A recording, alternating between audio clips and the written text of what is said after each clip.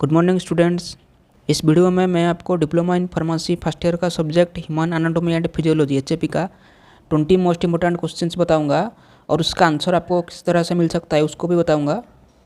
यहाँ पर जो भी क्वेश्चंस लिखे हुए हैं वो बहुत बार रिपीट हो चुका है, प्रीवियस ईयर में वो बहुत बार रिपीट हो चुका है। उन सब क्वेश्चंस को मैंने यहाँ पर लिखा है।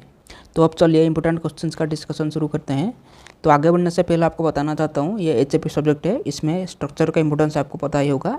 तो जिस भी क्वेश्चन में आपको स्ट्रक्चर पूछा गया है उसका स्ट्रक्चर जरूर कीजिएगा एग्जाम में, स्ट्रक्चर कभी भी मत छोड़िएगा। तो चलिए आप क्वेश्चंस को डिस्कशन करते हैं। First question, draw a neat and label diagram of human cell, describe its component and functions. तो आपको सबसे पहले एक ह्यूमन सेल का एक अच्छा डायग्राम करना होगा, उसके बाद उसका अच्छे से लेबलिंग करेंगे। लेबलिंग में आप दिखाएंगे माइटोकॉन्ड्रिया, लाइसोसोम, इस प्रकार से सब कुछ आप दिखाएंगे। उसके बाद उसका कंपोनेंट जैसे हो गया माइटोकॉन्ड्रिया, गोल्गी अपैरेटस, इन सब को आपको लिस्ट करना, 1 नंबर 1 नंबर 2 इस प्रकार से पॉइंट देकर लिखना है। और उसके बाद उनका फंक्शंस लिखना है। माइटोकॉन्ड्रिया का फंक्शन क्या है उसको लिखना है, गोल्गी अपैरेटस का फंक्शन क्या है उसको लिखना है। इस प्रकार से आपको लिखना है। आप हमारे आंसर का पेज चेक कीजिएगा। वो आंसर पाने के लिए इस पहले क्वेश्चन का आप थोड़ा आएंगे, यानी PDF के लास्ट में आएंगे और यहाँ पर एक ऑप्शन होगा क्लिक कर करके, ये वाला ऑप्शन के ऊपर जब आप क्लिक करेंगे तो हमारा वेबसाइट का पेज ओपन हो जाएगा और वहाँ पर आपका आंसर लिखा होगा पॉइंट वाइज, नंबर 1 नंबर 2 इस प्रकार से सीरियली आपका आंसर लिखा होगा और वहाँ से आप आंसर चेक कर सकते हो, नहीं तो आप खुद से भी आंसर लिख सकते हो। दूसरा question, define and classify epithelial tissue, give the location and functions of different types of epithelial tissue. तो इस क्वेश्चन में आपको सबसे पहले एपिथेलियल टिश्यू मतलब आप क्या समझते हो उसका एक डेफिनेशन लिखना है। उसके बाद उसका क्लासिफिकेशन लिखना है, कितने प्रकार के एपिथेलियल टिश्यू होते हैं उनका क्लासिफिकेशन। उसके बाद लोकेशन लिखना है, उसका फंक्शन लिखना है, कितने प्रकार के एपिथेलियल टिश्यू होते हैं और वो कहाँ कहाँ पर होते हैं हमारे बॉडी में और उनका काम क्या होता है, आपको इसको लिखना है। Number 3, explain the composition and functions of blood. तो इस क्वेश्चन में आपको लिखना होगा ब्लड का क्या क्या कंपोजिशन होते हैं, जैसे कि RBC, WBC, प्लेटलेट्स, इस प्रकार से कुछ कंपोजिशन होते हैं ब्लड में। उसके बाद उनका फंक्शंस क्या होता है उसको भी आपको डिस्क्राइब करके लिखना है। Number 4, draw a label diagram of the internal structure of the heart, describe the structure and functions of the heart. तो एक अच्छा सा हार्ट का डायग्राम करेंगे, उसके बाद उसका लेबलिंग भी बहुत अच्छे से करेंगे। उसके बाद स्ट्रक्चर आपको डिस्क्राइब करना है, describe the structure and functions of the heart. आपको हार्ट का स्ट्रक्चर एक्सप्लेन करना है, उसके बाद हार्ट का काम क्या है उसको भी एक्सप्लेन करके लिखना है। बहुत ज़्यादा इंपॉर्टेंट क्वेश्चन है, इस क्वेश्चन को कभी भी स्किप मत कीजिए। Number 5 question, define blood pressure and explain the factors affecting it. तो ब्लड प्रेशर मतलब आप क्या समझते हो उसका एक डेफिनेशन लिखना है। उसके बाद कौन कौन से फैक्टर आपका ब्लड प्रेशर को अफेक्ट करते हैं, मतलब उसको घटाते हैं या बढ़ाते हैं, कौन कौन से फैक्टर होते हैं उन सबको आपको लिखना है। उसके बाद number 6, describe digestive system with diagram, give the anatomy and physiology of stomach. तो डाइजेस्टिव सिस्टम का सबसे पहले एक अच्छा सा डायग्राम करेंगे, उसके साथ लेबलिंग भी करेंगे। उसके बाद आपको एनाटॉमी एंड फिजियोलॉजी बताना है स्टमक का, मतलब स्टमक किस प्रकार काम करता है और वो हमारे दूसरे ऑर्गन्स को कैसे हेल्प करता है उसको भी आपको लिखना है। उसके बाद number 7, explain the physiology of digestion and absorption in the small intestine.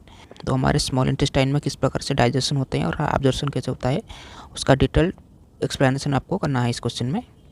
Number 8 question, explain the physiology of muscle contraction. तो हमारे बॉडी में मसल्स किस प्रकार कंट्रैक्ट होते हैं उसका आपको डिटेल्ड फिजियोलॉजी एक्सप्लेन करके लिखना है। अगर आपको इन सब क्वेश्चन का आंसर ढूंढने में दिक्कत हो रहा है तो आप हमारा वेबसाइट का पेज विजिट कर सकते हो। हमने आपको वीडियो में स्टार्टिंग में बताया था किस प्रकार आप आंसर ढूंढ सकते हो। उसके बाद number 9, explain the mechanism of respiration and define vital capacity. तो सबसे पहले आपको रेस्पिरेशन का मैकेनिज्म लिखना है, उसके बाद एक छोटा सा डेफिनेशन लिखना है वाइटल कैपेसिटी का, ओनली डेफिनेशन आपको लिखना है वाइटल कैपेसिटी का, और भी कुछ एक्सप्लेन मत कीजिए। मैकेनिज्म में आप लिखेंगे किस प्रकार हमारे बॉडी में रेस्पिरेशन कैसे होता है, हमारे बॉडी में कौन कौन से ऑर्गन्स इन्वॉल्व होते हैं और वो ऑर्गन किस तरह से काम करते हैं उन सबको आपको एक्सप्लेन करके लिखना है।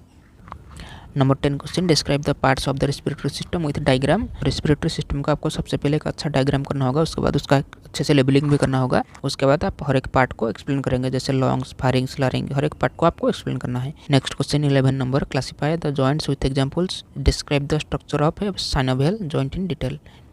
तो जॉइंट्स कितने प्रकार के होते हैं उनको आपको क्लासिफिकेशन करना होगा, उसके बाद एग्जाम्पल भी वहाँ पर आप देके क्लासिफिकेशन करेंगे। उसके बाद आपको स्ट्रक्चर बनाना होगा साइनोवियल जॉइंट का in detail. Number 12 question, classify the nervous system, describe neuron with neat level diagram. तो नर्वस सिस्टम को आपको सबसे पहले क्लासिफिकेशन लिखना होगा। Nervous system is classified as central nervous system and peripheral nervous system, इस प्रकार से आप इसे क्लासिफाई करेंगे।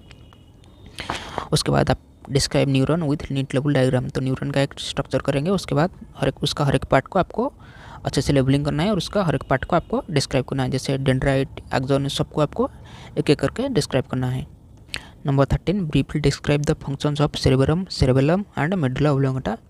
तो इस क्वेश्चन में आपको फंक्शंस बताना होगा, मतलब काम क्या होता है हमारे सेरेब्रम पार्ट का, ब्रेन का सेरेब्रम पार्ट और cerebellum part and medulla oblongata part, तीनों पार्ट का काम क्या होता है, आप इसको डिस्क्राइब करके आपको लिखना है। अब number 14 question, describe A label diagram of nephron, explain the physiology of urine formation. तो एक नेफ्रॉन का सबसे पहले आपको स्ट्रक्चर बनाना होगा, एक नीट एंड क्लीन स्ट्रक्चर, और वहाँ पर लेबलिंग भी अच्छा से होना चाहिए। उसके बाद आपको यूरिन फॉर्मेशन का फिजियोलॉजी, किस प्रकार हमारे बॉडी में यूरिन फॉर्मेशन होता है किडनी में, उसको आपको बताना है। बहुत ही ज़्यादा आसान सवाल, आप नीचे जाएंगे। उसके बाद number 15 question, why the pituitary gland called the master gland, right the functions of the hormones secreted it's by it's anterior and posterior lobes. तो पिट्यूटरी ग्लैंड को मास्टर ग्लैंड क्यों बोला जाता है, उसको आपको रीजन देना होगा। उसके बाद आपको फंक्शंस लिखना होगा, जो हार्मोन्स हमारे पिट्यूटरी ग्लैंड से रिलीज होते हैं उन सब हार्मोन्स का आपको फंक्शन लिखना होगा। Number 16 question, describe the anatomy and functions of the thyroid gland. तो थायराइड ग्लैंड को आपको सबसे पहले एनाटॉमी लिखना होगा। एनाटॉमी में आप लिखेंगे वो उसका लोकेशन क्या है और उसका स्ट्रक्चर किस प्रकार है, सब कुछ आपको डिस्क्राइब करके लिखना है। उसके बाद उसका फंक्शंस लिखेंगे। अब number 17 question, draw A label diagram of the human I and explain the physiology of vision. तो ह्यूमन आई का एक अच्छे से लेबलिंग करके एक अच्छे से डायग्राम कीजिएगा। उसके बाद आपको फिजियोलॉजी ऑफ विजन एक्सप्लेन करना है, मतलब हमारे आँख किस तरह से काम करता है, हम कैसे चीज़ को देखते हैं, उसको आपको एक्सप्लेन करके लिखना है। Number 18 question, describe the anatomy of the male और female reproductive system with proper diagram. तो इधर आपको मेल रिप्रोडक्टिव सिस्टम पूछेगा, नहीं तो फीमेल पूछेगा, दोनों को एक साथ कभी भी नहीं पूछेगा। तो इस प्रकार से आपको पूछेगा, describe the anatomy of male reproductive system with proper diagram. तो आपको सबसे पहले मेल रिप्रोडक्टिव सिस्टम का एक प्रॉपर डायग्राम करना होगा। उसके बाद उसका अच्छे से लेबलिंग करना होगा। उसके बाद आप मेल रिप्रोडक्टिव सिस्टम का हर एक पार्ट को एक्सप्लेन करके थोड़ा डिटेल में लिखेंगे, उससे आपको अच्छा मार्क मिल जाएगा। अगर फीमेल का पूछा है उस तरह से आपको स्ट्रक्चर करना होगा और उसका हर एक पार्ट को थोड़ा थोड़ा एक्सप्लेन करके लिखना होगा। हर ईयर आपको ये क्वेश्चन मिलना है, ये कंपलसरी क्वेश्चन है। आप इन दोनों को, मेल एंड फीमेल दोनों को आपको पढ़कर जाना है, किसी को भी स्किप नहीं करना है। Number 19 question, explain the process of spermatogenesis और ओजेनेसिस। आपको एग्जाम में किसी एक का पूछेगा, इधर स्पर्मेटोजेनेसिस पूछेगा, नहीं तो ओजेनेसिस पूछेगा। स्पर्मेटोजेनेसिस मतलब मेल बॉडी में कैसे स्पर्म बनता है उसको बोलते हैं स्पर्मेटोजेनेसिस, और फीमेल बॉडी में कैसे ओवा बनता है उसको बोलते हैं ओजेनेसिस। तो एग्जाम में आपको किसी एक का पूछेगा, इधर स्पर्मेटोजेनेसिस नहीं तो ओजेनेसिस। आपको इन दोनों को पढ़कर जाना है, किसी एक को चूज नहीं करना है, आपको इन दोनों को पढ़कर जाना है। Last question, write a note on blood clotting, सिम्फ and lymph node, CSF, cardiac cycle, menstruation. तो ये शॉर्ट नोट्स आपके क्वेश्चंस हो गए। इन सब क्वेश्चंस को आपको भी पढ़कर जाना है। ब्लड क्लॉटिंग आपको पता होगा हमारे बॉडी में कैसे ब्लड क्लॉट होता है, स्प्लीन एंड लिम्फ नोड। उसके बाद CSF मतलब सेरिब्रोस्पाइनल फ्लूइड। उसके बाद कार्डियक साइकिल, उसके बाद मेंस्ट्रुएशन। इन सबको आपको शॉर्ट नोट पढ़कर जाना है, आपका एग्जाम में जरूर शॉर्ट नोट पूछेगा।